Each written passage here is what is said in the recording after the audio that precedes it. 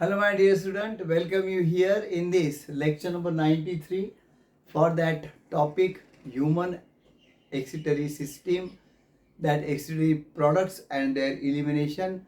We have started the study of human excretory system, and I have explained that preliminary part of kidneys. That different parts of human excretory system we have shown, and we have written also. One is that pair of kidneys, right kidney and left kidney. Other is the pair of ureters, ये pair of ureters. Third is the single urinary bladder, ये single urinary bladder. Okay, and then the fourth is the urethra. जो चौथा part है वो कौन सा है? Urethra. Now we have studied regarding the kidneys. अभी किडनीज के बारे में लास्ट लेक्चर में मैंने बहुत सारे पॉइंट्स आपको कहे हैं, वो पूरे ध्यान में रखो और वो पूरे लर्न भी करो. पिछला वीडियो जरूर देखो आप, बहुत इंपॉर्टेंट है. अब एक दो पॉइंट रह गए थे वो किडनी के बारे में बताने के.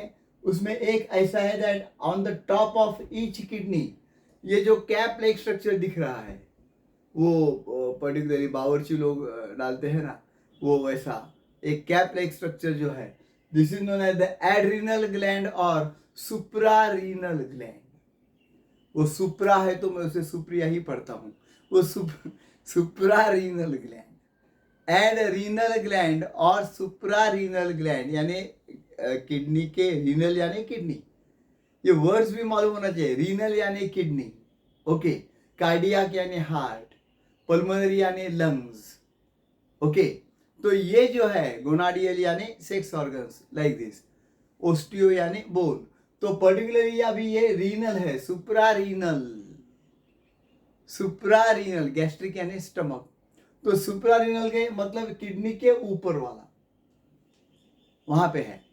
और इसको मैंने ज्यादा इंपॉर्टेंस क्यों नहीं दिया, क्योंकि ये ग्लैंड इंपॉर्टेंट है, एंडोक्राइन ग्लैंड है, very important endocrine gland, it is no doubt. We learn that in the hormonal coordination topic. But इसका किडनी से अंतर्गत कुछ कनेक्शन नहीं है, और it is not having any direct role in the that urine formation, यानी excretory system का part नहीं है. ये मैं आपको बताना चाहूंगा. Adrenal gland it is just place above the kidney, that's why it is mention. उसका लोकेशन वो है, बाकी उसका एक्सिटरी सिस्टम से या एक्सक्रीशन से या यूरिन फॉर्मेशन से कुछ भी संबंध नहीं है. Then another thing I have forgotten to tell you, that is whenever you will see this figure, you will see that I have sketched right kidney slightly lower and left kidney slightly upper. आप बोलेंगे यार sir को drawing नहीं आता है. Symmetrical होना चाहिए. ये अगर सिमेट्रिकल पूरा है तो ये भी, ये एक लेवल पे क्यों नहीं लिया? तो actually in our body right kidney is place slightly lower and left kidney is slightly higher. Why? Because of the presence of that large organ liver on that right side. हमारे abdomen में ये left side में इधर stomach रहता है, और right side में diaphragm के बिलो लीवर रहता है. Liver is the largest gland we know. उसके 3 लोब्स होते हैं, बहुत बड़ा बड़ा शेप उसका होता है, ओके. सो लीवर की पोजीशन की वजह से किडनी को बोला गया थोड़ा सरक के बैठो उधर, isn't it? And that's why right kidney is slightly lower than that of the left kidney. ये बात ध्यान में रखो. कभी अगर MCQ मेरे जैसे आदमी दिया, right kidney in the human body is slightly lower due to, तो उसका करेक्ट आंसर क्या है? Presence of liver on its upper side. सही है. देन अनदर थिंग इज, तो ये हो गया किडनी का भी गुणगान. अब देखेंगे उसके फंक्शंस किडनी के.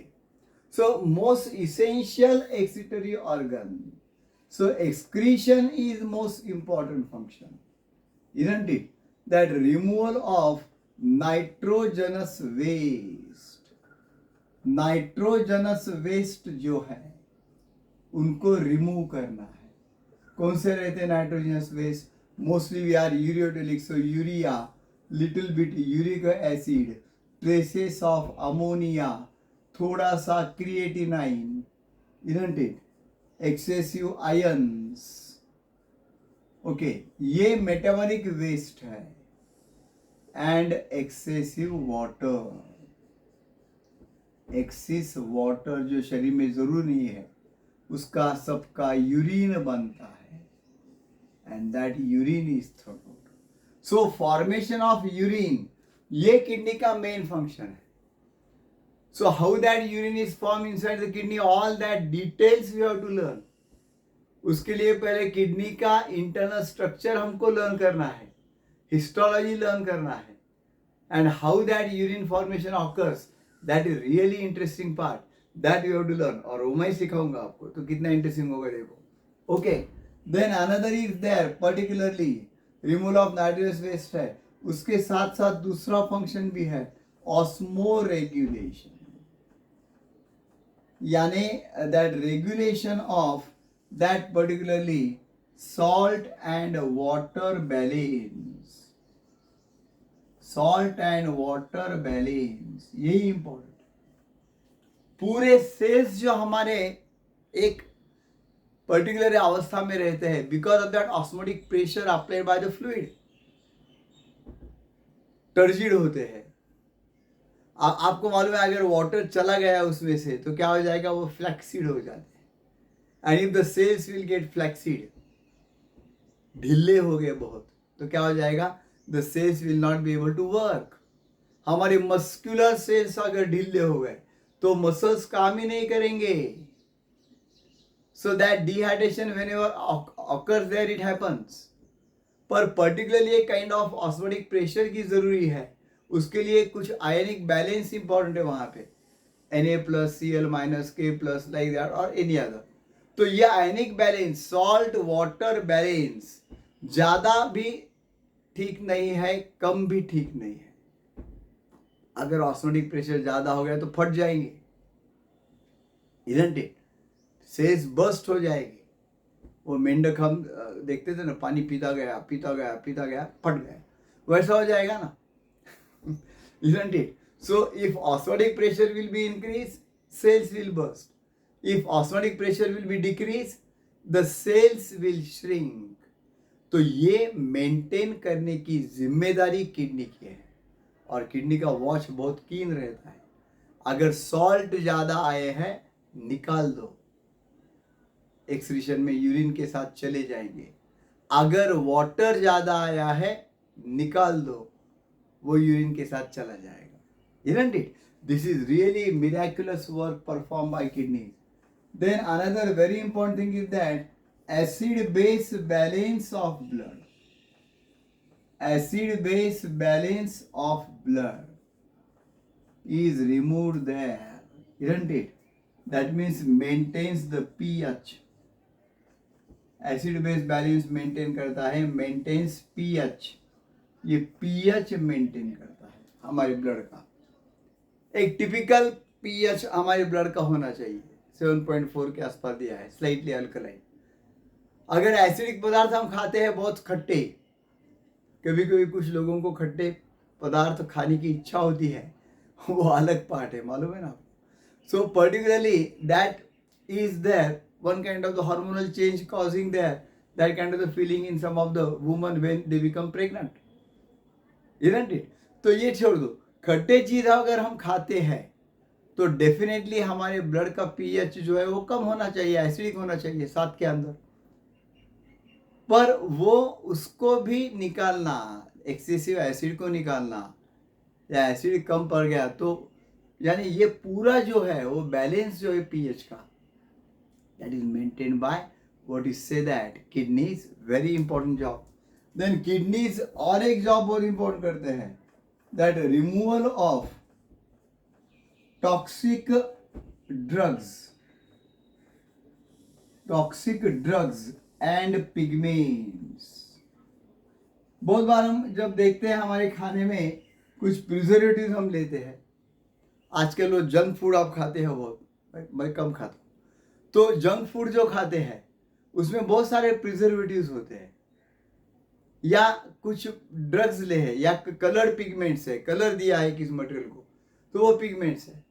या अगर आप ड्रग एडिक्ट है कोई आदमी यानी या लेडीज भी, तो उसमें अगर अल्कोहल लेता है या निकोटीन चाय के साथ ज़्यादा आता है, कैफीन चाय के साथ ज़्यादा आता है, वो ड्रग्स है, they are toxic materials to the body, so they are immediately removed from the blood into the kidneys and from kidneys through urine they are thrown out.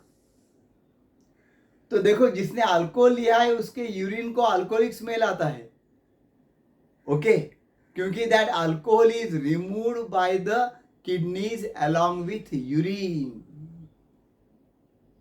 और इसीलिए जो एक्सेसिव अल्कोहल पीते हैं, एक्सेसिव यानी morning से शुरू किया तो रात तक, इजंट इट, ऐसा एक्सेसिव, तो डेफिनेटली उनकी किडनी एक ना एक दिन खतरे में आ सकती है and the kidney failure is 101% possible, क्योंकि उस किडनी को एक ही काम लगा रहेगा, अल्कोहल पी लिया मालिक ने, निकाल दो उसको, अल्कोहल पी लिया मालिक ने, निकाल दो उसको, तो किडनी भी नशे में आ जाते हैं, isn't it, and later on they stop the working.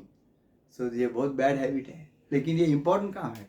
अगर थोड़ा बहुत कुछ आया है तो अब आप कभी कभी आपने एक्सपीरियंस किया होगा, whenever you take some vitamin dose or that particular pellets, तो येलो कलर या कुछ ऑरेंज कलर या कुछ कलर की यूरिन हो जाती है, यानी वो जो उसका मटेरियल है विटामिन का या उस ड्रग्स का, वो उसमें से बाहर निकल जाता है यूरिन के साथ, ओके, अगर वो टॉक्सिक है।